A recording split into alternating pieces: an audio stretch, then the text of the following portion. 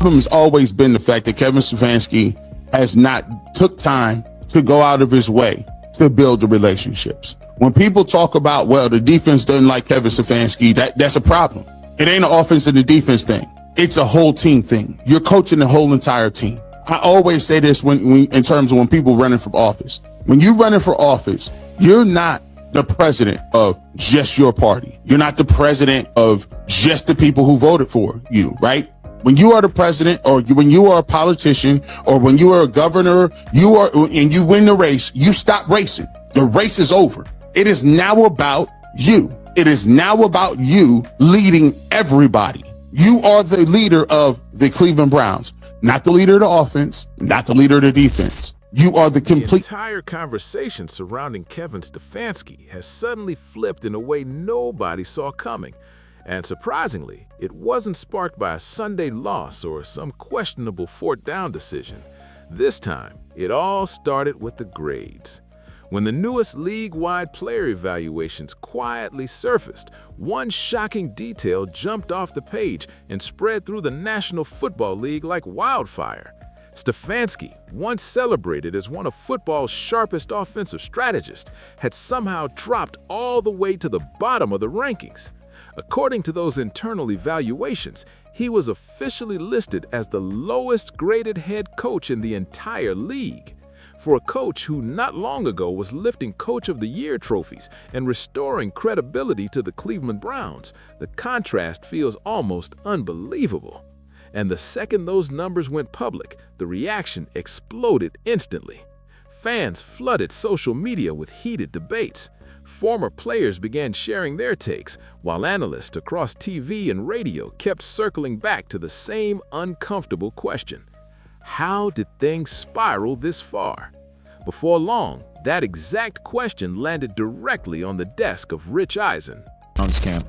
What do you think is going to happen there before I let you go, Lewis? You know, I think it really does all depend on how Kevin is able to, as it relates to Shedeur, work him in enough. Well, one, Shedeur has to earn the right for Kevin and the staff to have discussions about, hey, we got to get him more reps with the ones and twos. We got to get him more reps with the ones and twos when we're going team period, not just walk through or not just 7-on-7. When Rich Eisen finally tackled the situation on his show, he didn't brush it off like just another headline. He made it clear right away that seeing Kevin Stefanski sitting at the very bottom of those rankings instantly caught his attention. Not simply because Stefanski had struggled through parts of the season. Every coach in the National Football League goes through rough patches at some point, but because of what those grades actually represent. These aren't hot takes from the media or emotional reactions from fans. They reflect how players inside the building truly feel about the leadership, communication, and overall culture created by their head coach. Eisen explained that when a coach ends up dead last on that list, it usually signals that something inside the organization may have been off throughout the year. That doesn't automatically mean a coach can't bounce back, but it absolutely raises questions that front offices simply cannot afford to ignore. At the same time, Eisen was careful not to jump straight to dramatic conclusions. The NFL moves fast, and rumors move even faster. The moment Stefanski's name started trending online, speculation followed immediately. One of the loudest rumors floating around the league suddenly involved the Atlanta Falcons and what their future plans might be. Some insiders quietly started suggesting that if the Falcons decide to shake up their leadership structure, Stefanski's name could quickly enter that conversation. Others pushed the speculation even further, hinting that people inside the organization might already be questioning whether his future is completely secure. Eisen addressed those rumors head-on, reminding viewers that none of those claims have been officially confirmed. In the NFL, speculation often becomes louder than the actual facts, and until a team publicly announces something, everything remains stuck inside the rumor mill. Still, the conversation wasn't going away anytime soon. You can't have this conversation unless you contextualize the situation, which is that they saddled you with a guy with 40 civil cases whose arm was shot, who taken a bigger beating than fucking Andrew Luck. So the football player and the mind absolutely gone with this guy. You mortgage the future for him. The Stefanski thing is a perfect fit for that offense. And you talk about like, you've got Bijan Robinson now to work with. You've got Drake London outside. You have a good offensive line, a group that like, honestly, you're not reinventing the wheel from a schematic standpoint. Obviously, Zach Robinson last year, but this is more outside zone. This is more, sideline to sideline run action. And I think it's going to work out. Rich Eisen admitted that when conversations like this start popping up across multiple outlets, it usually signals that something behind the scenes has people around the league paying close attention. To understand why Kevin Stefanski has taken such a hit to his reputation lately, Eisen also looked back at the season that unfolded in Cleveland. From the outside looking in, it felt like a year packed with tension, inconsistency, and non-stop debate about where the offense was actually headed. Injuries certainly played their part. Roster changes added even more instability, and the quarterback situation quickly became one of the most talked about storylines across the National Football League. Right in the middle of that chaos stood rookie quarterback Shedeur Sanders, whose arrival brought both massive excitement and serious pressure. Sanders walked into a situation that already had heavy expectations hanging over it, and as the season unfolded, nearly every decision made by the coaching staff was placed under a microscope. When a young quarterback begins flashing real potential, fans immediately want to see him fully unleashed. Coaches, on the other hand, usually prefer a slower and more controlled approach. That clash in perspective can quickly spark tension between the locker room, the fan base, and the media. I'm about to unleash about Shedeur Sanders. I just watched what happened to Shedeur Sanders in the Cleveland Browns' third and final preseason game. And I'm outraged, I'm sickened, and I'm saddened. By the way, Shedeur continues to be treated in the National Football League now by those sorry-ass Browns and sorry-ass Kevin. Rich Eisen explained that this entire dynamic may have shaped the growing perception around Kevin Stefanski. When Shedeur Sanders started showing real confidence on the field, commanding the offense, calling protections, and delivering precise throws in big moments, many supporters felt the team had finally discovered its long-term answer at quarterback. But the season itself never fully stabilized. Victories were quickly followed by frustrating defeats. The offense would find its rhythm one week and completely lose it the next. And with every passing game, the pressure on the coaching staff continued to grow heavier. In the National Football League, perception can flip almost overnight. A coach who once looked like the calm architect of a rebuilding franchise can suddenly become the center of criticism when results stop matching expectations. That's exactly why the conversation around Stefanski has grown so intense. The lowest coaching grade in the league, the whispers about possible organizational changes, and the turbulent season in Cleveland have all combined to create a storm of speculation you honestly can't ignore. For now, nothing official has been announced about his future. But as Eisen pointed out during his analysis, when discussions like this start gaining traction across the league, they rarely disappear overnight. The NFL is a results-driven business, and once the spotlight locks onto a head coach, every decision, every relationship inside the building, and every moment from the previous season gets dissected piece by piece. And right now, Kevin Stefanski is standing directly in the center of that spotlight. It's Shedeur Sanders. And I'm going to tell you why. I think he's being set up to fail. That's right, I'm going to say it. Okay. Here we are on national television, right? There's been 11 practices, if I remember correct. He's been starting against he's been playing against the third unit. He's fourth on the depth chart. And then suddenly you throw him into the start lineup, and he hasn't had any reps with the first team at all. Think about that. So you just gonna throw him to the wolves like that, huh?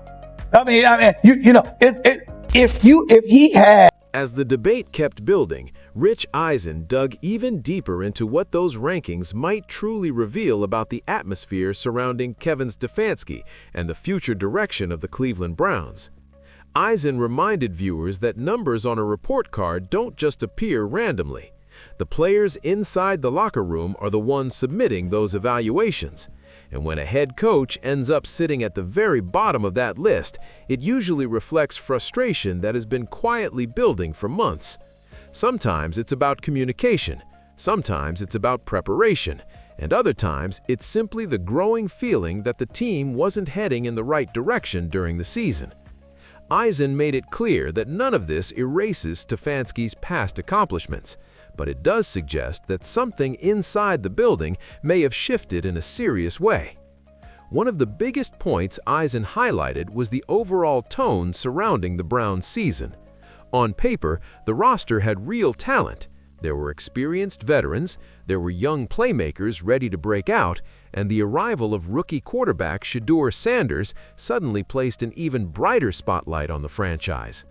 Early in the season, there was genuine optimism that the offense might finally take a major step forward. Sanders looked confident in the pocket.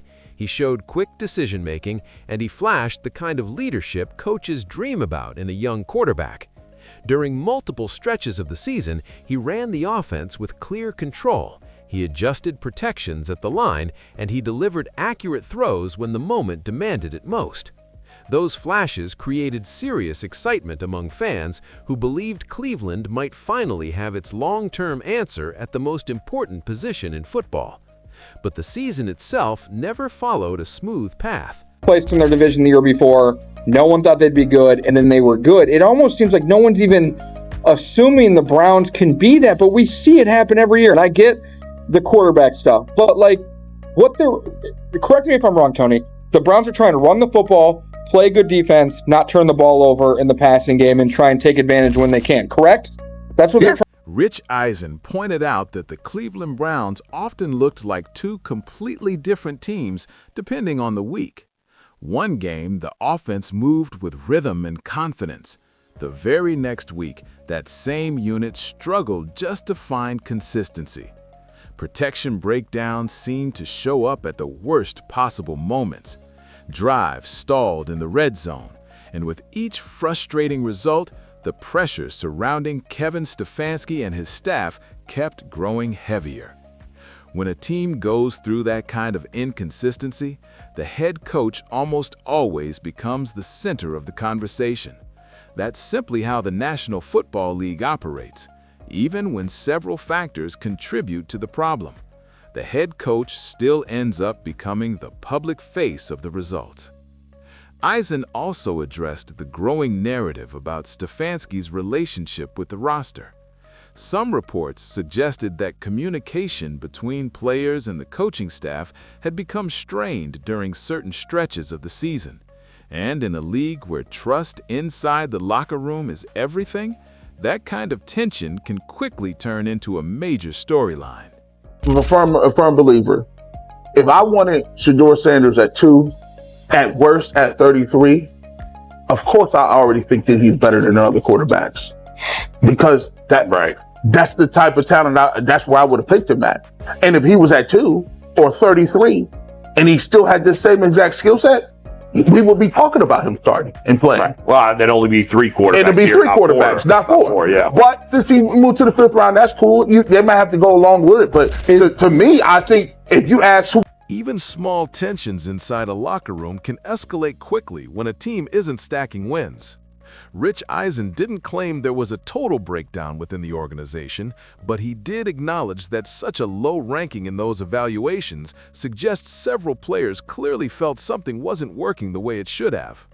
And once feedback like that becomes public, it instantly places more pressure on the franchise to reassess its leadership structure moving forward.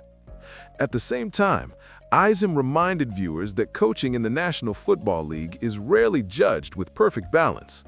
A head coach can be celebrated one season and heavily criticized the next, depending on how the year unfolds.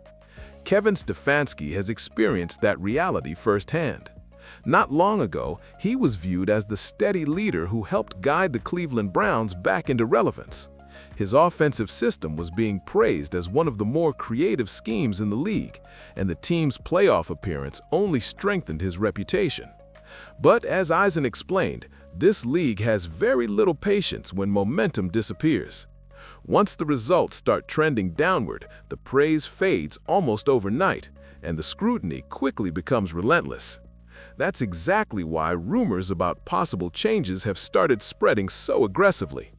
Eisen once again referenced the speculation involving the Atlanta Falcons, while also emphasizing that none of those discussions have been officially confirmed. Let's give them a chance with the play calling. You know you have an offensive line that isn't playing that well. So what do? Why not just play the short game so we can get the ball out of his hands very fast to run a competent goddamn offense? Outside of that, Shedeur has to be better in understanding that the offensive line that you're working with right now is not adequate. Why not allow the players that are competing for a job in this? When a coach's name suddenly starts appearing in conversations about potential organizational decisions, it's usually a sign that league insiders are paying very close attention. Owners and front offices constantly evaluate whether their leadership is truly guiding the team in the right direction, especially after a turbulent season. Rich Eisen made his message clear. Speculation doesn't equal fact, but it does reveal that Kevin Stefanski's standing around the National Football League is being discussed more seriously than it has in years. Meanwhile, the spotlight in Cleveland keeps circling back to Shedeur Sanders and the future of the offense. The rookie quarterback's development has quickly become one of the most important storylines for the Cleveland Browns. Eisen pointed out that Sanders has already shown flashes suggesting he could grow into a long-term leader for the franchise. But young quarterbacks need stability around them if they're going to reach their full potential. Coaching continuity plays a huge role in that process. A clear offensive structure matters just as much, and a supportive locker room environment can make all the difference. If the organization begins making major changes, the entire direction of the team could shift overnight. That's why the conversation around Stefanski has become much bigger than a single report card or one frustrating season. It now touches the future of the coaching staff. It impacts the development of a promising young quarterback. And it raises serious questions about where the Browns franchise is headed next. As Eisen explained during his breakdown, moments like this often become turning points for NFL teams. Ready? So it's simple. So that's why when people say I'm not, one of the top quarterbacks or the top quarterback, because what are y'all going based off of? Because I did it year after year, then you see the progression. So it's like, obviously, it got to be some type of external hate that you have for the family, for the last name, for anything, because I know. Sometimes an organization rallies behind its leadership and finds a way to rebuild momentum. Other times, the pressure builds until sweeping changes completely redirect the future of the franchise. As the conversation spread across the National Football League, more analysts began jumping in with their own opinions. But Rich Eisen kept returning to one central point during his breakdown. In his view, the situation surrounding Kevin Stefanski can't be simplified into one headline or a single statistic, even if that statistic happens to be shocking.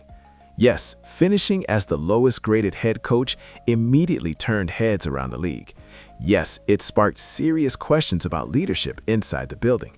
But Eisen stressed that the reality inside the Cleveland Browns organization is far more complicated than one ranking on a report card. Player available, we do believe in positional value, and we didn't necessarily expect him to be available in the fifth round, and so we love adding competition to every position room and adding him to compete with the guys that are already in there. We felt like Rich Eisen explained that when outsiders evaluate the Cleveland Browns season, they often focus solely on the win-loss record.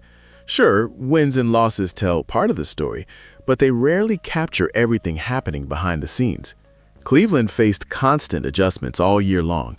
Injuries forced lineup shuffles, offensive rhythm was interrupted multiple times, and the pressure surrounding the quarterback position never really eased.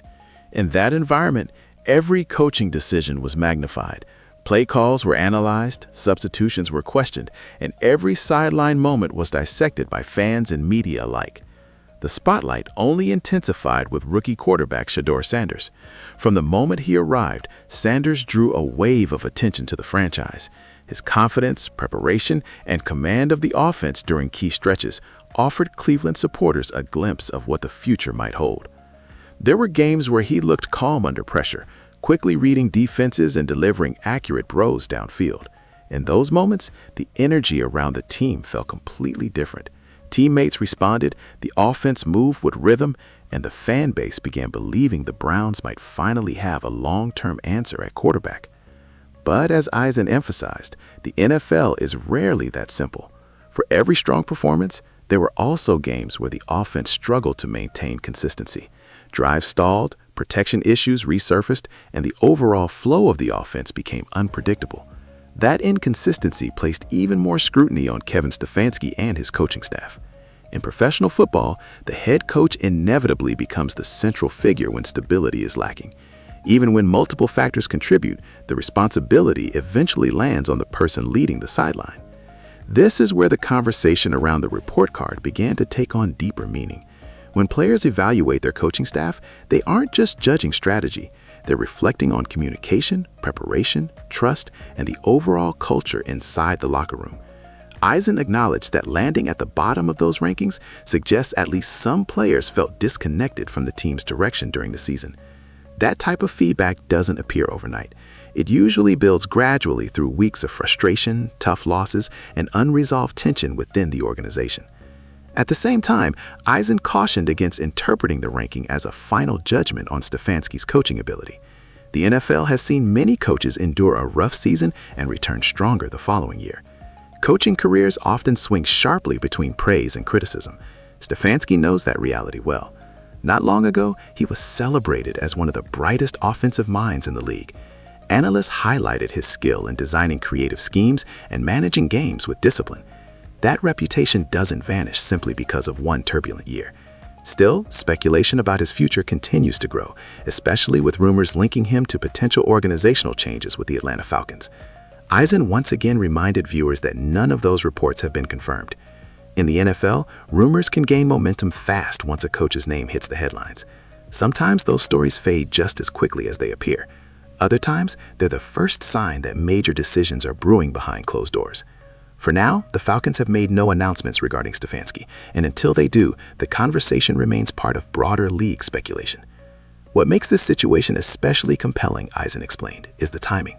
The Browns are at a point where the future of the franchise is closely tied to Sanders' development. A young quarterback needs stability to grow. Coaching philosophy, offensive structure, and locker room chemistry all shape how quickly a rookie can adapt to the professional level. If Cleveland starts considering major changes to its coaching staff, it could reshape the team's trajectory entirely. That's why the discussion around Stefanski has become so intense. It's no longer just about one coach or a single ranking. It's about the direction of a franchise that has been searching for long-term consistency for years. With a promising quarterback showing flashes of potential and a roster capable of competing when everything clicks, the Browns now stand at a critical crossroads. As the debate continued to intensify, Rich Eisen also highlighted something many around the National Football League were quietly thinking but not saying aloud. When a head coach suddenly lands as the lowest graded coach in the league, that rarely happens in isolation. It usually reflects deeper frustration simmering inside the locker room over time. Eisen explained that players don't hand out those evaluations lightly. These are the same athletes who spent every day in meetings, practices, film sessions, and game prep with the coaching staff. When they submit their grades, they're responding to the environment they experienced throughout the entire season. That reality is exactly why the situation around Kevin Stefanski has drawn so much attention. Expectations for the Cleveland Browns weren't small. This was a roster many analysts believed had enough talent to compete consistently if everything clicked. The defense flashed real strength at times. The offense had dynamic playmakers, and the arrival of rookie quarterback Shedeur Sanders injected a wave of excitement into the franchise. For stretches of the season, that optimism felt justified. Sanders showed confidence well beyond his years, stepping into the huddle with authority and willing to challenge defenses downfield. There were moments where his presence completely shifted the energy of the offense. He made quick decisions, moved comfortably in the pocket, and delivered several throws that reminded fans why so much attention surrounded him entering the league. In certain games, Cleveland's offense looked sharper and more confident with him running the unit. Those flashes created real hope that the Browns might finally have a quarterback capable of leading the franchise into the future. But the bigger story of the season was inconsistency. Eisen noted that the Browns often struggle to carry momentum from one week to the next. One Sunday, the offense moved the ball effectively, showing rhythm and creativity. The next week, drives stalled, timing was off, and the unit seemed completely out of sync. That pattern made it hard for the team to build confidence, and as results fluctuated, attention naturally turned toward the coaching staff. In the NFL, when expectations are high and results swing, the head coach almost always becomes the focal point of the conversation immediately. Eisen also touched on another key factor quietly fueling the debate around Kevin Stefanski. Across the National Football League, there's been growing discussion about how quickly perceptions can shift when a young quarterback steps into the spotlight. Shedeur Sanders' development quickly became one of the most talked about storylines of Cleveland's season. Every strong performance from the rookie sparked excitement among fans and analysts alike. At the same time, every offensive struggle raised questions about whether the system around him was truly helping him reach his potential. That dynamic created a complicated environment for the coaching staff. When a young quarterback shows promise, supporters often want the offense built entirely around his strengths immediately. Coaches, however, usually take a more measured approach. They prioritize structure, protection, and patience as the player adapts to the speed of the professional game. Eisen explained that this gap in expectations can create tension between perception and reality. Fans see flashes and expect instant transformation, while coaches focus on the long process of building consistent performance. All of those factors combine to shape the environment now surrounding Stefanski. The report card ranking shined a bright spotlight on internal concerns. The inconsistent season raised questions about leadership and direction, and the ongoing speculation linking him to the Atlanta Falcons added yet another layer of uncertainty to the conversation. Even though no official decision has been made, the fact that these discussions are happening league-wide shows just how closely teams and analysts are watching. Eisen emphasized that moments like this often become defining points for NFL organizations. Sometimes a franchise uses criticism as motivation, rallies around its leadership, and comes back stronger the following year. Other times, the pressure triggers major changes that completely reshape the team's structure. Right now, the Browns appear to be standing at that very moment of evaluation. The front office must weigh the season, the locker room feedback, and the long-term development of their young quarterback before deciding which path gives the franchise the best chance at success. As the debate continues to intensify, Rich Eisen also highlighted something many around the National Football League were quietly thinking but not saying aloud. When a head coach suddenly lands as the lowest-graded coach in the league, that rarely happens in isolation. It usually reflects deeper frustrations simmering inside the locker room over time. Eisen explained that players don't hand out those evaluations lightly. These are the same athletes who spend every day in meetings, practices, film sessions, and game prep with the coaching staff. When they submit their grades, they're responding to the environment they experience throughout the entire season. That reality is exactly why the situation around Kevin Stefanski has drawn so much attention. Expectations for the Cleveland Browns weren't small. This was a roster many analysts believed had enough talent to compete consistently if everything clicked. The defense flashed real strength at times. The offense had dynamic playmakers, and the arrival of rookie quarterback Shedeur Sanders injected a wave of excitement into the franchise. For stretches of the season, that optimism felt justified. Sanders showed confidence well beyond his years, stepping into the huddle with authority and willing to challenge defenses downfield. There were moments where his presence completely shifted the energy of the offense. He made quick decisions, moved comfortably in the pocket, and delivered several throws that reminded fans why so much attention surrounded him entering the league. In certain games, Cleveland's offense looked sharper and more confident with him running the unit. Those flashes created real hope that the Browns might finally have a quarterback capable of leading the franchise into the future. But the bigger story of the season was inconsistency. Eisen noted that the Browns often struggle to carry momentum from one week to the next. One Sunday, the offense moved the ball effectively, showing rhythm and creativity. The next week, drive stalled, timing was off, and the unit seemed completely out of sync. That pattern made it hard for the team to build confidence, and as results fluctuated, attention naturally turned toward the coaching staff. In the NFL, when expectations are high and results swing, the head coach almost always becomes the focal point of the conversation immediately. Eisen also touched on another key factor quietly fueling the debate around Kevin Stefanski. Across the National Football League, there's been growing discussion about how quickly perceptions can shift when a young quarterback steps into the spotlight. Shedeur Sanders' development quickly became one of the most talked about storylines of Cleveland's season. Every strong performance from the rookie sparked excitement among fans and analysts alike. At the same time, every offensive struggle raised questions about whether the system around him was truly helping him reach his potential. That dynamic created a complicated environment for the coaching staff. When a young quarterback shows promise, supporters often want the offense built entirely around his strengths immediately. Coaches, however, usually take a more measured approach. They prioritize structure, protection, and patience as the player adapts to the speed of the professional game. Eisen explained that this gap in expectations can create tension between perception and reality. Fans see flashes and expect instant transformation, while coaches focus on the long process of building consistent performance. All of those factors combine to shape the environment now surrounding Stefanski. The report card ranking shined a bright spotlight on internal concerns. The inconsistent season raised questions about leadership and direction, and the ongoing speculation linking him to the Atlanta Falcons yet another layer of uncertainty to the conversation. Even though no official decision has been made, the fact that these discussions are happening league-wide shows just how closely teams and analysts are watching. Eisen emphasized that moments like this often become defining points for NFL organizations. Sometimes a franchise uses criticism as motivation, rallies around its leadership, and comes back stronger the following year. Other times, the pressure triggers major changes that completely reshape the team structure. Right now, the Browns appear to be standing at that very moment of evaluation. The front office must weigh the season, the locker room feedback, and the long-term development of their young quarterback before deciding which path gives the franchise the best chance at success. As the debate continues to intensify, Rich Eisen also highlighted something many around the National Football League were quietly thinking but not saying aloud. The report cards placing Kevin Stefanski